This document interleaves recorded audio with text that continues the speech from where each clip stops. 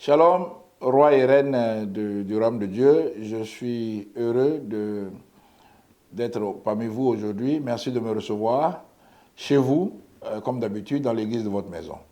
Aujourd'hui, nous allons traiter d'un thème très intéressant qui est la vie éternelle, la quête ultime du riche. La vie éternelle, la quête ultime du riche. Voyez-vous, bien-aimés, le riche, par définition, est cette personne qui a accès à tout par le moyen de son argent. Il peut tout acheter, sauf une seule chose, la vie éternelle. Le riche ne peut pas acheter la vie éternelle. Et plusieurs exemples dans la Bible l'ont prouvé. Mais aujourd'hui, nous allons voir quelque chose qui s'est passé dans la vie d'un riche, haut placé dans la société, un docteur de la loi en Israël, Nicodème. Alors, tournons nos Bibles ensemble dans le livre de Jean, au chapitre 3, versets 1 à 13, mais nous allons lire jusqu'au verset 10. Jean, chapitre 3, verset 1 à 10. Mais il y eut un homme d'entre les pharisiens nommé Nicodème, un chef des Juifs, qui vint, lui, auprès de Jésus de nuit et lui dit, « Rabbi, nous savons que tu es un docteur venu de Dieu, car personne ne peut faire ces miracles que tu fais si Dieu n'est avec lui. » Vous savez, c'est dans l'habitude des riches d'avoir des audiences, des réunions privées, comme des privilèges, des tête-à-tête. Alors, pendant que tout le monde avait accès à Jésus publiquement, lui, il a eu cette audience privée, et la Bible en parle. Et je pense, si je ne me trompe pas, que c'est l'une des seules audiences privées mentionnées dans la Bible que Jésus a données. Et ça ne pouvait qu'être un riche, à Nicodème. Et quand Nicodème a dit ces belles paroles à Jésus, Jésus allait droit au but. Je sais ce que tu veux chercher.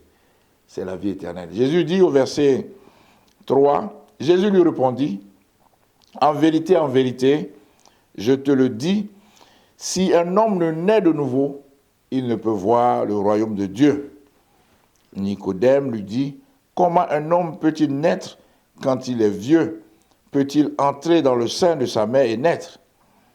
Voilà la discussion que Jésus a avec Nicodème. Elle se poursuit jusqu'au verset 10, jusqu'au verset 13, je veux dire, mais au verset 10, voici ce que Jésus répond à Nicodème. Jésus lui répondit, « Tu es le docteur d'Israël et tu ne sais pas ces choses. En vérité, verset 11, en vérité, je te le dis, nous disons ce que nous savons et nous avons vu et vous ne recevez pas notre témoignage. Si vous ne croyez pas quand je vous ai parlé des choses terrestres, comment croirez-vous quand je vous parlerai des choses célestes? » Alors, la préoccupation en réalité de Nicodème, c'était comment obtenir la vie éternelle. Malgré le fait que Nicodème était docteur de la loi, docteur en Israël, ce qui a été reconnu même par Jésus, il avait cette carence, cette ignorance, il ne savait pas comment être sauvé lui-même. Et c'est le cas de plusieurs hommes de Dieu qui ont la parole, mais qui savent qu'ils ne sont pas sauvés. Si tu es là, que tu es dans ce cas, accepte Jésus, sois né de nouveau. Alors, nous allons prendre 3 cas en général. Le premier cas, c'est le cas de Nicodème que nous avons vu. Le deuxième cas, c'est le cas du jeune riche. Il n'a pas été nommément cité dans la Bible, mais tournons nos Bibles dans Marc chapitre 10, versets 17 à 31, mais nous allons lire jusqu'au verset 25. Marc chapitre 10, versets 17 à 25. Comme Jésus se mettait en chemin, un homme accourut et se jeta à genoux devant lui. « Bon maître, lui demanda-t-il, que dois-je faire pour hériter la vie éternelle ?» Il lui demande, qu'est-ce qu'il doit faire pour hériter la vie éternelle? Voici la quête ultime. Bien-aimé, c'est tellement vrai. Tous les riches, ceux qui croient en Dieu ou ceux qui ne croient pas en Dieu, ils veulent la vie éternelle. Ils pensent que tout s'achète. Alors, ceux qui ne croient pas en Dieu, c'est grave pour eux parce que c'est eux qui sont responsables de tous les kidnappings, les enlèvements des enfants partout dans le monde, ils utilisent leurs organes de manière illégale pour rester toujours jeunes, pour rester toujours vivants, parce que par ce moyen, pour eux, ils vont rester éternellement sur la terre. Mais ceux qui croient en Dieu, ils veulent la vie éternelle parce qu'ils se disent, parce que le Seigneur l'a dit, à quoi sert-il à un homme de gagner le monde entier s'il perdait son âme? Donc, ils ont déjà gagné le monde entier. Ils ont tout.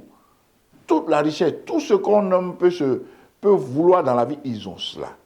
Mais il leur manque quelque chose, cette assurance qu'ils sont sauvés, qu'ils ont la vie éternelle. Alors, c'est le cas de ce deuxième homme qui vient voir Jésus.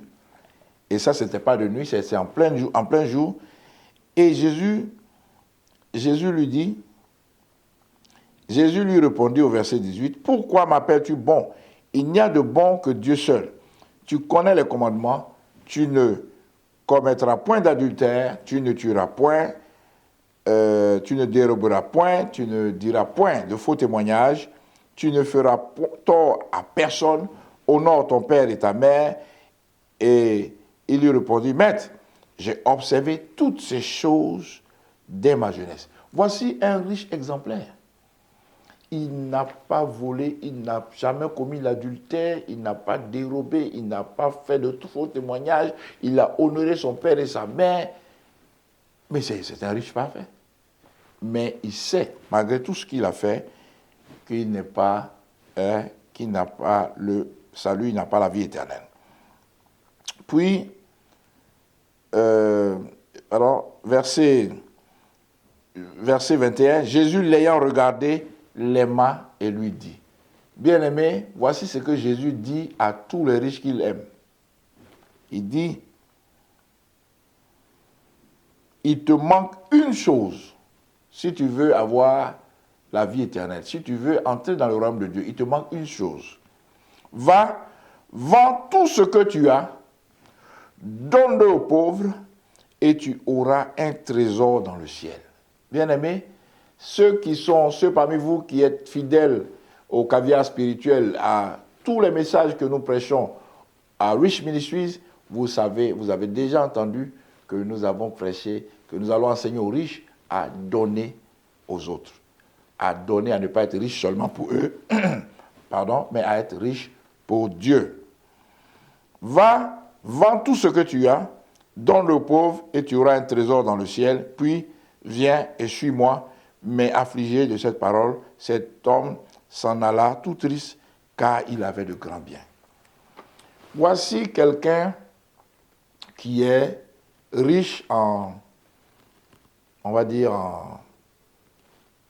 roubles, ou bien qui est milliardaire en CFA, qui n'est pas une monnaie, mais bon, que pour le moment 14 pays de l'Afrique francophone utilisent. Cette monnaie est imprimée en France et elle n'est même pas valable en France. Alors, quelqu'un qui est milliardaire en CFA, en francs CFA, va rencontrer quelqu'un qui est multimilliardaire en dollars ou en euros. Et le multimilliardaire en euros dit au milliardaire en CFA, va, vends tout ce que tu as et tu vas te constituer un trésor en euros ou en dollars. Et celui qui est riche en CFA se fâche et puis il s'en va. Voici Jésus, le plus riche de la terre, qui dit à ce jeune homme qui est riche, qui croit qu'il est riche, va, vends tout ce que tu as, donne-le aux pauvres et tu vas te constituer un trésor chez moi, dans ma banque, dans le royaume, au ciel. Et ce jeune refuse et il part. Et c'est là que Jésus dit, Jésus regardant autour de lui au verset 23, dit à ses disciples, qu'il sera difficile à ceux qui ont des richesses d'entrer dans le royaume de Dieu. Les disciples furent étonnés de ce que Jésus parlait ainsi. Bien-aimés, nous n'allons pas continuer sur ce verset-là, mais vous connaissez l'histoire, allez-y. Vous allez comprendre que c'est pas que Jésus a mis une condition nouvelle aux riches avant d'entrer au ciel, non. Tout le monde a la même condition. Mais tu ne peux pas adorer Dieu et Mammon. Voici ce que Jésus voulait dire à ce jeune, qu'il faut que ton cœur soit entier pour moi et pour moi seul. Troisième personnage, Luc chapitre 16, versets 19 à 31. Luc, chapitre 16, versets 19 à 31. Nous allons terminer là, bien-aimés. Alors, versets 19 à 31, voilà, je lis. Il y avait un homme riche qui était vêtu de pourpre et de fin lin et qui chaque jour menait joyeuse et brillante vie. Un pauvre nommé Lazare était couché à sa porte, couvert d'ulcères et désireux de se rassasier des miettes qui tombaient à la table du riche. Vous connaissez l'histoire? Ce n'est pas parce que le riche est riche qu'il est allé dans le séjour des morts, et ce n'est pas parce que Lazare était pauvre qu'il est mort, il est allé dans le sein d'Abraham. Non. Mais c'est que le riche n'avait pas donné sa vie à Jésus et Lazare avait donné sa vie à Jésus. Mais nous allons voir au verset 24 ce que le riche dit. Il s'écria, Père Abraham, aie pitié de moi et envoie Lazare pour qu'il trempe le bout de son doigt dans l'eau et me rafraîchisse la langue, car je souffre cruellement dans cette flamme. Alors le riche avait l'habitude d'envoyer Lazare, allez, va faire une course, va m'acheter des bonbons, va m'acheter des biscuits. Mais au ciel là-bas, bon, ils n'étaient pas au ciel, mais ils étaient dans le seuil des morts, le riche était dans un coin de souffrance qu'on appelle le seuil des morts, et Lazare était dans le sein d'Abraham, qu'on peut comparer au paradis. Et il demande à Abraham de dire à Lazare de mettre le bout de son doigt dans l'eau, le mettre sur sa langue, car il souffre terriblement. Abraham répondit, mon enfant, souviens-toi que tu as reçu tes biens pendant ta vie et que Lazare a eu les maux pendant la sienne. Maintenant, il est consolé et toi, tu souffres. D'ailleurs, il y a entre nous et vous un grand abîme. Ce qu'il faut comprendre ici, à la fin, nous allons aller directement à la fin, c'est qu'au verset 27, Abraham, le riche dit, « Je te prie donc, Père Abraham, d'envoyer Lazare dans la maison de mon père, car j'ai 5 frères. C'est pour qu'ils ne viennent pas aussi dans ce lieu de tourment. » Abraham répondit, « Ils ont Moïse et les prophètes qui les écoutent. » Et il dit, « Non, Père Abraham, mais si quelqu'un des morts va vers eux, ils se repentiront. » Et Abraham lui dit, « S'ils n'écoutent pas Moïse et les prophètes, ils ne se laisseront pas persuader quand même quelqu'un des morts ressusciterait. » Alors, le riche, il voit qu'il est dans un lieu de tourment. Il ne veut pas que ses 5 frères viennent le rejoindre. Il est gentil. Il veut que ses 5 frères qui sont dans la maison, qui continuent le mode de vie qu'il avait, puissent vivre la vie éternelle, avoir la vie éternelle. Il demande à Abraham d'envoyer Lazare pour prêcher. Si Abraham avait autorisé Lazare de revenir, alors, bien aimé, on allait avoir affaire au règne des fantômes. Donc les fantômes, ça n'existe pas. Il n'y a personne qui revient des morts. Abraham l'a interdit. Abraham dit que vous avez Moïse et les prophètes. Vous avez les pasteurs, les apôtres, les docteurs, les évangélistes.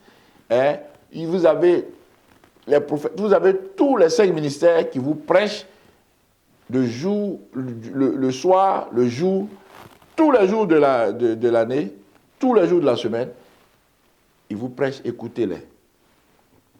Donc écoutez-nous, repentez-vous, vous aurez la vie éternelle gratuitement.